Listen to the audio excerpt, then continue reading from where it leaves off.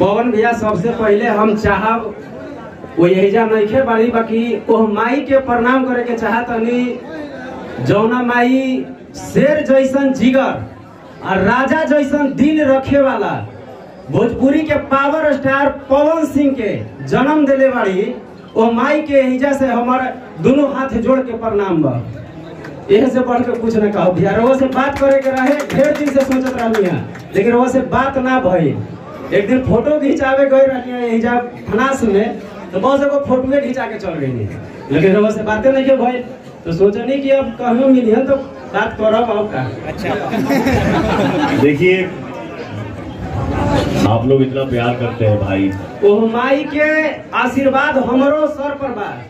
यही चलते कि हमारे वीडियो ना चलत रहे और वह एक बार मोहली गई रहनी है के पूजा रहे पिछला साल फरवरी में 2022 में मोहली हनुमानगढ़ी मंदिर में। तो वहाँ हम गए थे तो आपकी मम्मी थी, भैया थे, सब लोग आए हुए थे। तो हम बहुत कोशिश किए थे आपसे मिलने के लिए लेकिन नहीं मिल पाए। तो आपकी माता जी को मैं पैर छुआ, बोला कि आंटी जी एक बार थोड़ा सा मिलवा दीजिए।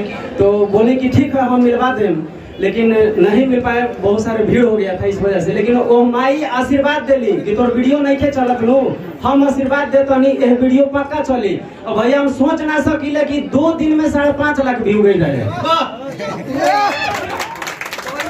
ये हमारे भाई का प्यार बोल रहा है। सही बात है भैया। यही संपत्ति मैं कमाया हूँ और कोशिश करता हूँ कि यही संपत्ति मैं कमाऊँ। बिल्कुल बिल्कुल भैया, ठीक ना।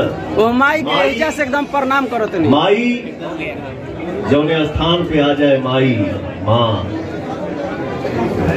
इससे बड़ा ब्रह्मांड में मेरे लिए कुछ हो नहीं सकता। थैंक यू भैया, बहुत बहुत दिल से धन्यवाद। देखिए 1 मिनट बाबू जी भैया। हनुमान जी के पूजा करीला जी भैया।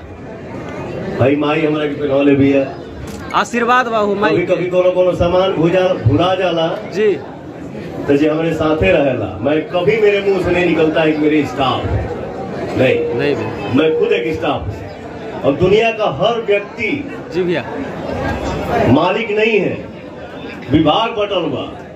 हम गाना गाइला, एक्टिंग करीला, केहू ईटा सजावता, केहू कलम चलावता, कुछ वो करता ना, लेकिन हम लोग वर्कर ही हैं, मालिक तो वहाँ है। थैंक यू भैया। तो मैं सबसे बोल के रखा हूँ दुनिया में अगर कोनो सामान भुला जी मैनेज कर ले, जहाँ है भुलाई तो हम लोग को भुलवा दे। क्या बात है। सर मेरा सवाल है, सुन पहले जी भैया बोले दे अभी कहें कि हमारे माई के आशीर्वाद है। बिल्कुल भैया। ये गला में रहना तो बुझाला कि हाँ कोनो चीज हमके कुछ नहीं कर सकता। अब वो माई के आशीर्वाद रही तो रहुआ ऐसा ही चमकत रहा। देख भाई कड़ो बनौले बानी हमेशा पहने खाती है पका निकल बा माँ। मेरा जीवन ही मेरी माँ से है। जियो। सर मेरा सवाल है, बिहार में सब्सिडी के बारे में क्या कहना चाहते हैं, भोजपुरी फिल्म के बारे में? सब्सिडी जो फिल्म में सब्सिडी मिले उसके लिए क्या कहना चाहते हैं? जितना शूटिंग यूपी में होता जी उतने शूटिंग बिहार में होके लगी, ठीक ना। हिजा जब शूटिंग होके लगी तब हमारे भाइयों के रोजगार भी मिली, एयरलाइन में लोग एंट्री भी करी, बहुत लोग आगे भी बढ़ी। और रहल बात जे सवाल तू करत रह